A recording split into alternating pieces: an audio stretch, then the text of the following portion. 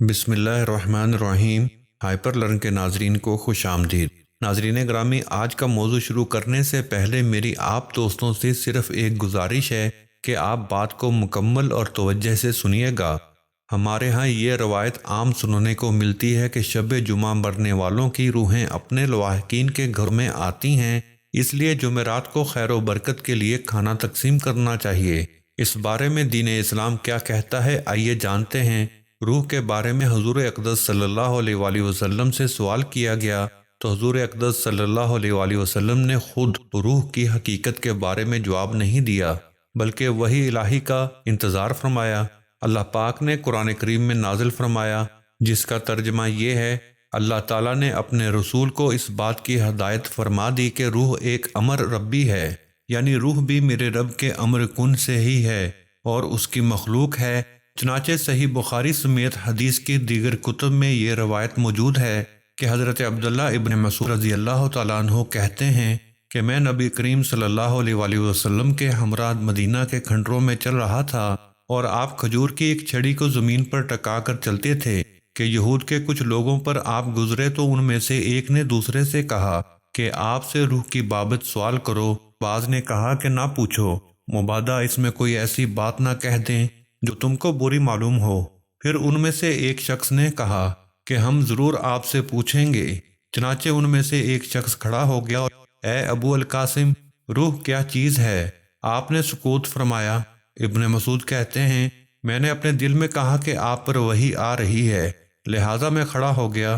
پھر جب وہ حالت آپ سے دور ہوئی تو آپ نے فرمایا، جس کا ترجمہ یہ ہے، اے نبی، یہ لوگ تم سے روح کی بابت سوال کرتے ہیں، کہہ دو کہ روح میرے پروردگار کے حکم سے پیدا ہوئی ہے اور اس کی اصل حقیقت تم نہیں جان سکتے کیونکہ تمہیں کم ہی علم دیا گیا ہے۔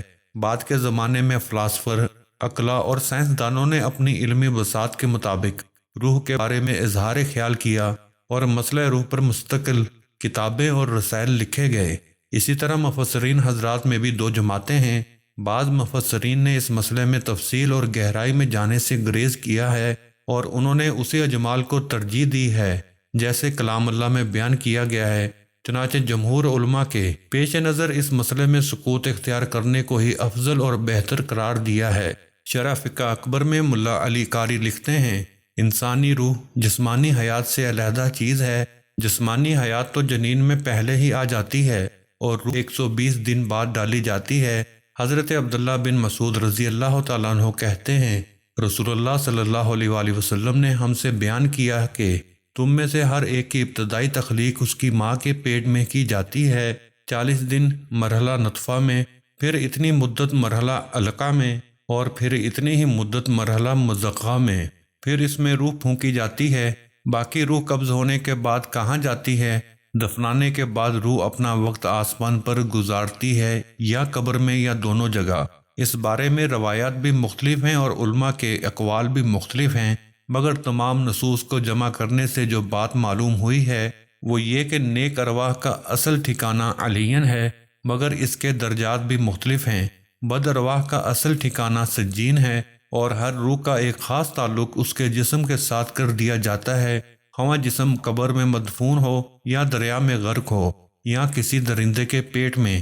الغرض جسم کے اجزاء جہاں جہاں ہوں گے، روح کا ایک خاص تعلق ان کے ساتھ قائم رہے گا اور اسی خاص تعلق کا نام برزخی زندگی ہے۔ جس طرح نور آفتاب سے زمین کا ذرہ چمکتا ہے، اسی طرح روح کے تعلق سے جسم کا ہر ذرہ ذرہ زندگی سے منور ہو جاتا ہے۔ اگرچہ برزخی زندگی کی حقیقت کا اس دنیا میں معلوم کرنا ممکن نہیں ہے۔ یہاں یہ سوالات بھی پیدا ہوتے ہیں، کیا روحوں کا دنیا میں آنا ثابت ہے؟ کیا روحیں دنیا میں آتی ہیں یا عالم برزخ میں ہی قیام کرتی ہیں؟ کیا شب برات میں بھی روحوں کی آمد ہوتی ہے؟ دراصل دنیا میں روحوں کے آنے کے بارے میں قطعی طور پر کچھ کہنا ممکن نہیں، اور نہ اس سلسلہ میں کوئی صحیح حدیث ہی وارد ہے۔ سوئم، دسواں اور چہلم خود ساختہ رسمیں ہیں۔ باقی یہ عقیدہ رکھنا کہ میت کی روح آ کر گھر کے بعض افراد سے کوئی چیز طلب کرتی ہے، تو اس کی حقیقت یہ ہے کہ میت کے انتقال کے بعد اپنے گھر والوں اور متعلقین سے کچھ امیدیں وابستہ ہوتی ہیں اور وہ متعلقین سے امیدوار رہتی ہیں ہوتا یہ ہے کہ وہ امید اور تعلق ہی لوگوں کو تمثل ہو کر ظاہر ہو جاتے ہیں۔ مثلاً یہ کہ روح دروازہ پر کھڑی ہے، کھانا مانگتی ہے اور ضروریات طلب کرتی ہے، یہ حقیقت نہیں ہوتی بلکہ تمثل ہوتا ہے، کیونکہ ارواح کو اس عالم میں دنیاوی ضرورت کی نہ تو حاجت ہوتی ہے اور نہ ہی یہ چیزیں ان کے لیے وہاں مفید ہو سکتی ہیں۔ یہی وجہ ہے کہ ایصال ثواب کے طور پر جو چیزیں میت کی روح کو بخشی جاتی ہیں وہ بھی ان کو اصلی صورت میں نہیں بلکہ اخروی نعمتوں کی صورت میں متشکل ہو کر پیش ہوتی ہیں۔ مشہور تابعی مسروق بیان کرتے ہیں کہ ہم نے جناب عبداللہ بن مسعود رضی اللہ تعالیٰ عنہ سے سورہ آل عمران اس آیت کی تفسیر دریافت کی، جو لوگ اللہ کی راہ میں شہید کیے گئے ان کو مرے ہوئے نہ سمجھو، وہ اپنے رب کے ہاں زندہ ہیں، ان کو رزق دیا جاتا ہے۔ تو سیدنا ابن مسعود رضی اللہ تعالیٰ عنہ نے فرمایا، ہم نے بھی اس کے بارے میں رسول اللہ صلی اللہ علیہ وآلہ وسلم سے دریافت کیا تھا۔ آپ نے فرمایا، ان کی روحیں سبز پرندوں کے اندر رہتی ہیں، ان کے لیے عرش الہی کے ساتھ قندیلیں لٹکی ہوتی ہیں، وہ روحیں جنت میں جہاں چاہیں کھاتی پیتی ہیں، پھر ان قندیلیوں کی طرف لوٹ آتی ہیں۔ ان کے رب نے اوپر سے ان کی طرف جھانک کر دیکھا اور فرمایا، کیا تمہیں کسی چیز کی خواہش ہے؟ انہوں نے جواب دیا، ہم اور کیا خواہش کریں، ہم جنت میں جہاں چاہتے ہیں گھومتے اور کھاتے پیتے ہیں۔ اللہ نے 3 بار ایسا کیا۔ جب انہوں نے دیکھا کہ ان کو چھوڑا نہیں جائے گا، ان سے سوال ہوتا رہے گا، تو انہوں نے کہا، اے ہمارے رب، ہم یہ چاہتے ہیں کہ ہماری روحوں کو ہمارے جسموں میں لوٹا دیا جائے تاکہ ہم واپس دنیا میں جائیں اور ہم دوبارہ تیری راہ میں شہید کیے جائیں۔ جب اللہ تعالیٰ دیکھے گا کہ ان کو کوئی حاجت نہیں ہے تو ان کو چھوڑ دیا جائے گا۔ یعنی اللہ کے محبوب شہداء جنت میں اللہ تعالیٰ کے پوچھنے پر کہ تمہاری کوئی خواہش ہو جو ہم پورا کریں تو ہمیں بتاؤ، تو شہداء جو اللہ کے بہت پیارے ہیں وہ خواہش کرتے ہیں کہ ہمیں دنیا میں واپس بھیجا جائے تاکہ تیری راہ میں لڑ کر پھر شہید ہوں اور شہادت کا لطف اٹھائیں، کیونکہ وہ اگلے جہان میں پہنچ کر شہادت کا عظیم ثواب اور مزہ دیکھ چکے ہیں، لیکن ان کا مطالبہ یا خواہش قبول نہیں ہوتی۔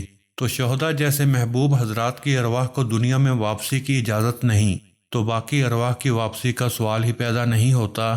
یہ وہ مضبوط عقیدہ ہے جو قرآن اور حدیث صحیحہ سے ثابت ہے اور عقل سلیم بھی اسے تسلیم کرتی ہے۔ اس دعا سے آج کی ویڈیو کا اختتام کرتے ہیں۔